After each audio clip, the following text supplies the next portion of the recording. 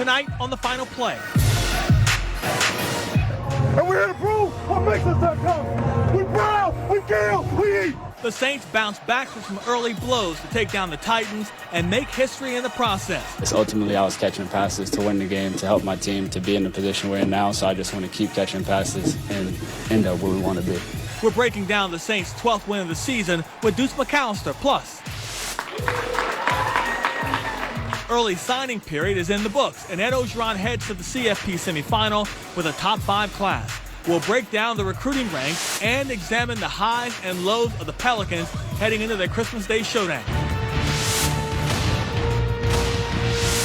From Fox 8 Sports, this is The Final Play, sponsored by your Southern Quality Ford dealers, built Ford tough, and by Ron Austin Law.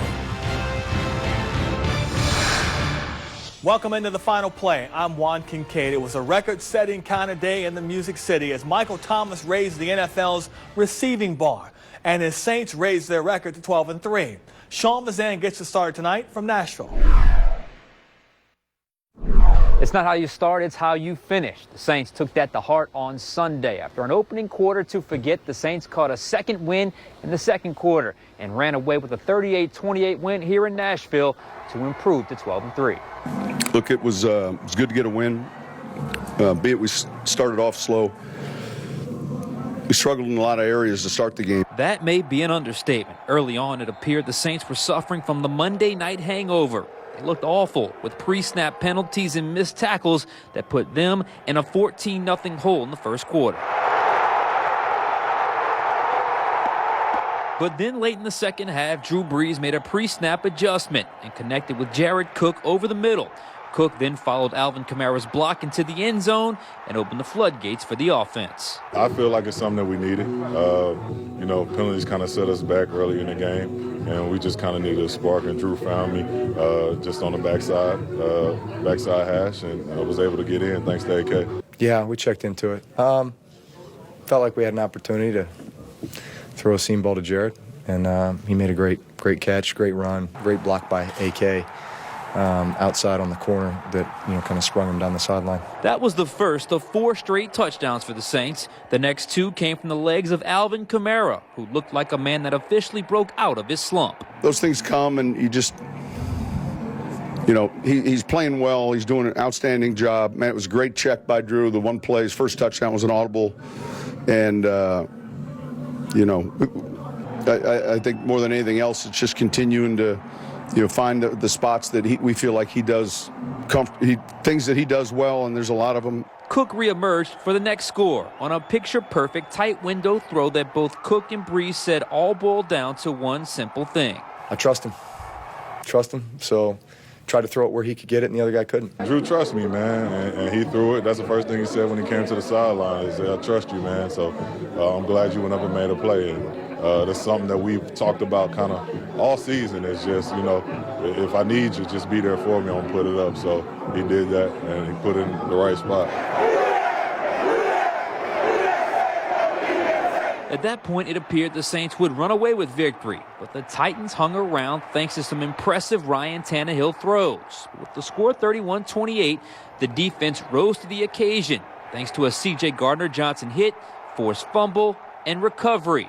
The play was reviewed and upheld. It was a good catch. It was a good tackle. And, we gravitated to where we're removing the head from the hit, but that was a good play by him. I got way more than where that came from. I'm young, but I'm still learning. One thing about me, I'm not one of these guys who get caught up in one play. I got another game to play. We got another game to play. From there, the Saints delivered the dagger. First came the record breaker when Brees hit Michael Thomas for his 144th catch of the season, breaking Marvin Harrison's mark for most receptions in a year. Man, Mike Thomas, you just worked, son. Congratulations, young man. You just worked. 2 plays later, reception 145, put the Saints up for good, 38-28. We're just so locked in and focused on playing that perfect game and winning as many games as we can and staying in the moment. So it's just like, it's hard. Like, I broke the record. I caught a lot of passes, but it's just like, what I was doing that for was for my team. So I wasn't really looking at the stat sheet, but I was making sure I caught the passes and add value to my team. So that's ultimately what I'm here to do, and I feel like as long as I continue to do that, I'll get more passes and I'll break more records. I think he just has, he just has an engine, and he's got a fire that I think is pretty rare, I think we all pride ourselves on being competitors and, preparing the best we can to go out and perform on Sundays, but he's pretty rare. Excited for him, and I'm sure he'd say the same thing. I think more importantly it was about, getting a win. So we got a lot of double on third down. They did a pretty good job of trying to take him away. We were able to find some of his touches in the slot, and but listen, that's a great accomplishment. Marvin Harrison was a fantastic player. We now welcome in Deuce McAllister, Saints Hall of Famer, Fox 8 as well. Michael Thomas breaks the record. I know you weren't sure. I know I was sure he was going to break it. He breaks the record. He said all the right things after the game as well. What an accomplishment. After his first catch, I knew he would break it. And I wanted to be able to retrack and go on the record of saying it. It was how they played him, particularly when he was inside. And then they changed it and put a corner on him instead of a backer. And they ran that fade with him and ran basically a hook. So it's slant fade smash. And he just took advantage of it.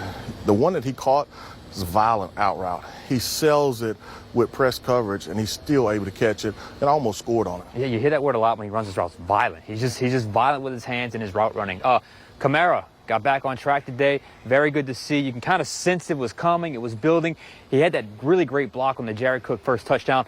I don't know, it kind of felt like it just sprung him a little bit to where all of a sudden the game came to him a little bit. We call it Bulls on Parade right there, because they were that first touchdown run, that reminded you of his touchdown run against the Chargers, the first one. That left side, it was a slant play or slash play, and it's just a zone. He hits it. Offensive line did a really, really nice job, and so hats off guys that are filling in for him, and Armstead, Warford, McCoy, they've done an outstanding job all year, but they really did a nice job on that run. Also nice job by the secondary, considering the fact Eli Apple goes down, Marcus Williams goes down, Janoris Jenkins has to play, P.J. Williams has to play safety. That was a pretty good day by them, considering. Well, I had to ask them, had you guys prepared for that? And they actually did. Really? A little, in case one of them got nicked up. They basically had two nickel corners playing safety, which, hats off to AG and Dennis Allen, those guys getting them ready to play. But that was not by design, how they thought it would unfold. And, you don't plan on losing Eli. You don't plan on losing Marcus. But, Patrick Robinson probably had his best game as a Saint. And obviously Jenkins, he stepped right in. A lot of the calls he didn't know. So you see them second half, mainly man-to-man, because, they don't know the calls to be able to run anything else. Were you surprised to start today? I kind of was not, because I kind of felt like maybe they wouldn't be as explosive to start because of the Monday night. You got to travel. Still, you don't want to start that way, but were you surprised at it? I was surprised, particularly by the penalties. And that's really what hurt them, because they kept shooting themselves in the foot, and so they were able to overcome it in the end. But I was surprised. They can't allow that to happen. You still scored, a ton of points, but you put yourself in a hole. Your last question here. 12-3, it's a good victory against a very good football team that might make the playoffs. Regardless of how it started, it finished the right way, and here they are. Here we are. Opportunity, first time that you go 12 and win 12 games back-to-back seasons, first time ever. Another opportunity to finish 13-3. Here's the sad part of it. That still may not be good enough for a bye. We'll see what happens. We'll see what happens. All right, Deuce McAllister, thank you. Be sure to catch more from Deuce McAllister tomorrow morning, beginning with his Black and Gold Rewind at 8 a.m. The 2-minute drill comes your way tomorrow at 5, and then at 10:35, the Black and Gold Review Show. So get those questions into us right now using the FinalPlay app, clicking on the Final Word feature. We're just getting started on tonight's Final Play. Coming up, Chris Hagan looks at the day that Alvin Kamara had. The Saints' do-everything running back showed some signs of life against the Titans. And later, it's time for the LSU Tigers to hit the road to Atlanta. And be sure to subscribe to the Fox 8 Overtime podcast for more Saints analysis on demand. You can find our podcast on fox8live.com, the Final Play app, and wherever you listen to your podcast.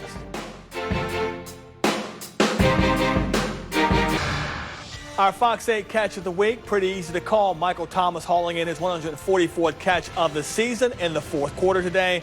Catch number 145, by the way, would come 2 plays later for a touchdown. But the record breaker, 144, gets the recognition because it broke Marvin Harrison's receptions mark that stood for 17 years.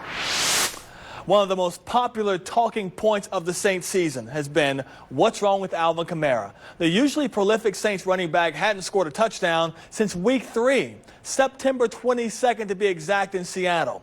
But he found the end zone today. Chris Hagan takes a look back at Kamara's productive afternoon.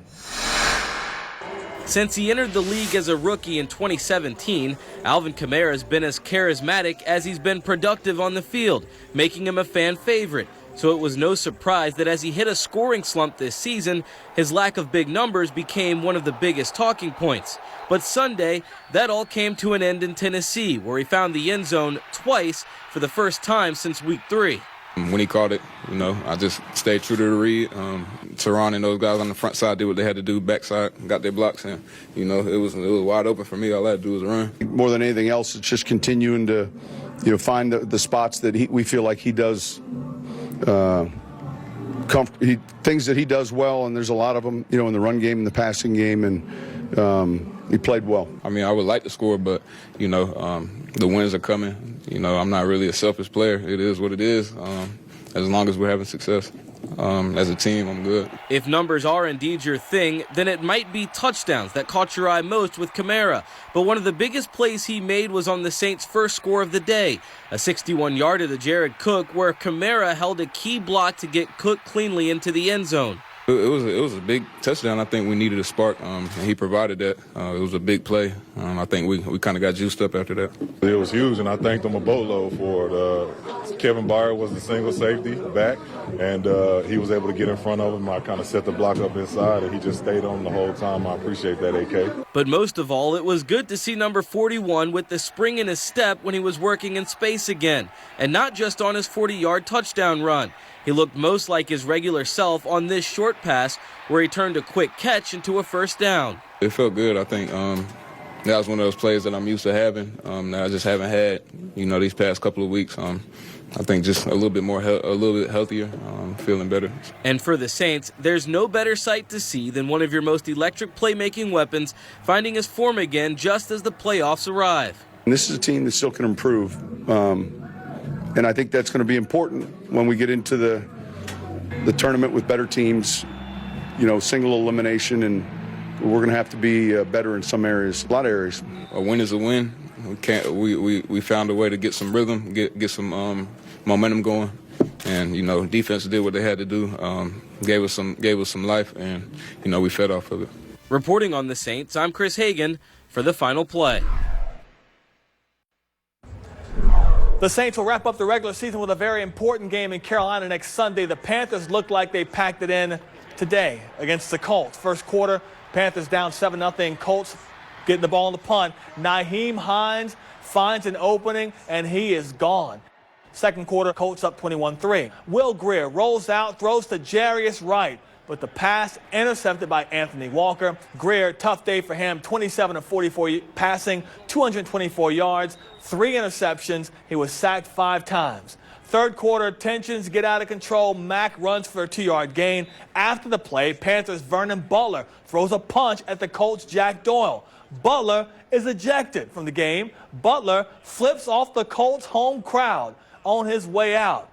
A fine from the league likely soon to follow. In the fourth quarter, Colts up 24-6, receiving the punt once again, and mama, there goes that man again. Hines avoids a couple of tackles, gets outside, and he's gone. 71-yard touchdown. Hines, the first player in franchise history with 2 punt returns for a touchdown. Colts cruise past Carolina, 38-6. Up next on the Final Play, we'll talk early signing period for college football as all of our local teams replenish their roster with some quality recruits.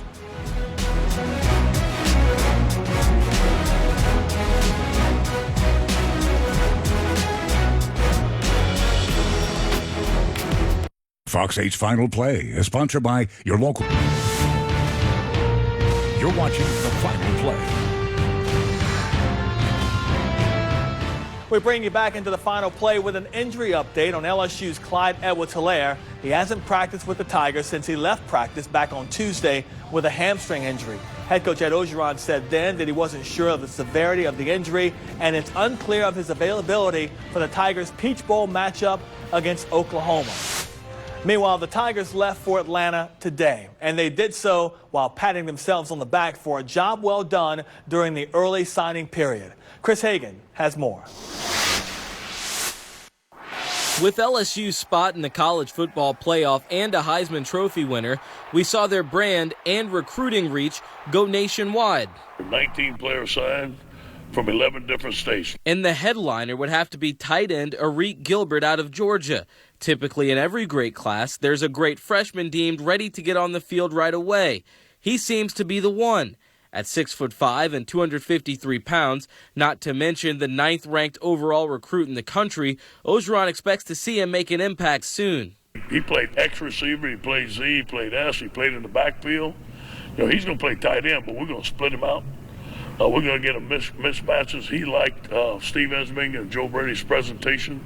First time a tight end has been the National Gatorade Player of the Year. I think the way that we've been using our tight ends has really helped the recruiting of these tight ends. But while the Tigers landed guys from the likes of Virginia, Maryland, and for the first time ever, according to Coach Orgeron, Colorado, they missed on others that opted to stay closer to home. Obviously, we fell short on a couple guys, obviously, especially out of state. We went for some big-time players. Most of them chose to stay home. But we're going to continue to do that. That's going to happen. That said, Coach Orgeron was quick to remind everyone that the verdict on a signing class never comes on signing day, especially not after the early period in December. Their success this year on the field with an undefeated record is proof. It takes 2 years to find out how good those guys are. The 2018 class, Derek mentioned it to me today, was supposedly the lowest rated class in LSU history for a while. And we just so happen to have the Heisman Trophy winner in that class. So you just don't know. Plus, their 2020 class is still far from finished. With 6 spots still open and prized recruits still on the board, the Tigers could finish even higher in the recruiting class rankings. We got some big-time guys out there left. We're targeting those guys. We're right in there with them. We're 1 or 2 at least, with 2 or 3 guys out there. We're 1 or 2 with some big-time running backs out there. And now this is going to give me a little time to see it, look at our board, see who's out there, and maybe go get another safety, maybe go get another cornerback, which we need, but we got to look at the board. So for now, Tiger fans can take solace in the fact that the 2020 class is off to a solid start.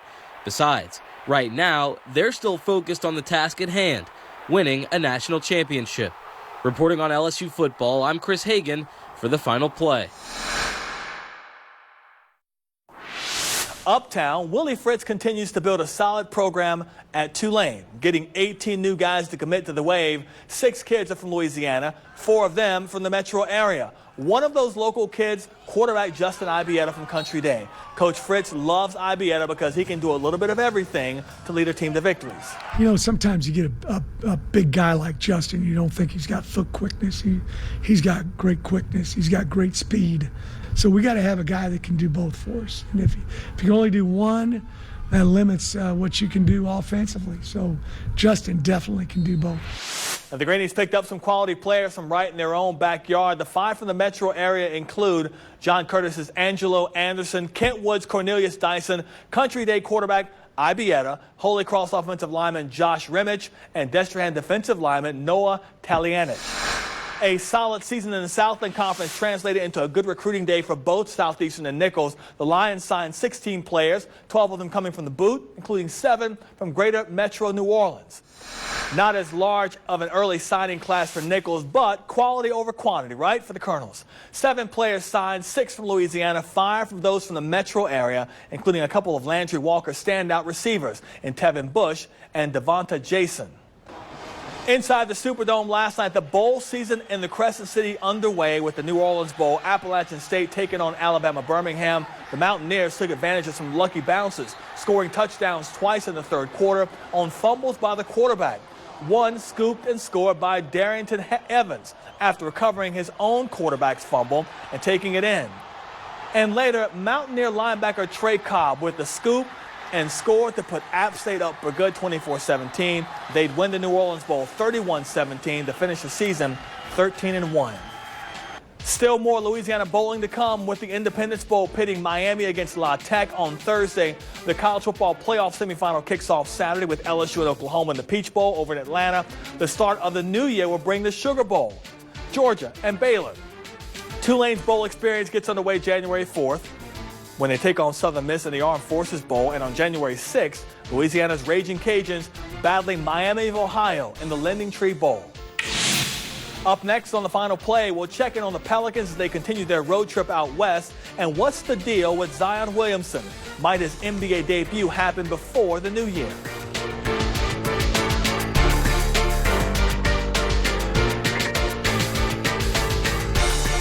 Time now for your Play of the Week, sponsored by Ron Austin Law. Our Fox 8 Play of the Week comes from the last game that the Pelicans won and from the one guy that had a big hand in that win. Drew Holiday against Minnesota on Wednesday. That night, Drew broke the franchise record for made three-pointers, passing Peja Stojakovic, and the Pels won the game, snapping a 13-game losing streak in the process. As for what comes next for the Pelicans, they're still out west. They'll play in Portland tomorrow night. This comes after they dropped a disappointing game at Golden State, one in which they couldn't hold a late fourth-quarter lead against the Warriors. Here's something encouraging, though. First overall pick Zion Williamson on the court this week, getting some shots up. Vice President David Griffin said Zion is fully weight-bearing on his knee, but said he's still, quote, a ways away, unquote, from his season debut. The Pelicans obviously want to get Williamson on the court this season, but clearly there's no real timetable or timeline, and it's going to happen at their own pace. The Pels will be back in action tomorrow night on the Trailblazers' home court. Then it's over to Denver for a Wednesday night tip against the Nuggets. They'll be back home next Saturday to face Indiana, and then battle Houston on Sunday for heading back out west to face Anthony Davis, LeBron James, and those LA Lakers. And congratulations are in order for a member of the Pelicans front office staff for her play on the court back in the day. Swin Cash is on the ballot for nomination in the Basketball's Hall of Fame.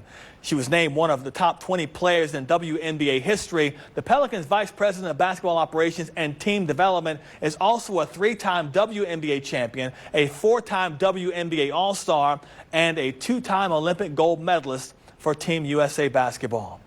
Be sure to join us this Tuesday night for another hot edition of Fox 8 Overtime. From Saints to LSU, Pelicans to college hoops, and everything in between. Nothing is off limits from being discussed. Join us Tuesday night, 10:35 for Fox 8 Overtime. And that's going to do it for our show tonight. For all of us here at Fox 8, I'm Juan Kincaid. We hope you'll join us again next Sunday night for the Final Play. From Fox 8 Sports, this has been The Final Play, sponsored by your Southern Quality Ford dealers, built Ford tough, and by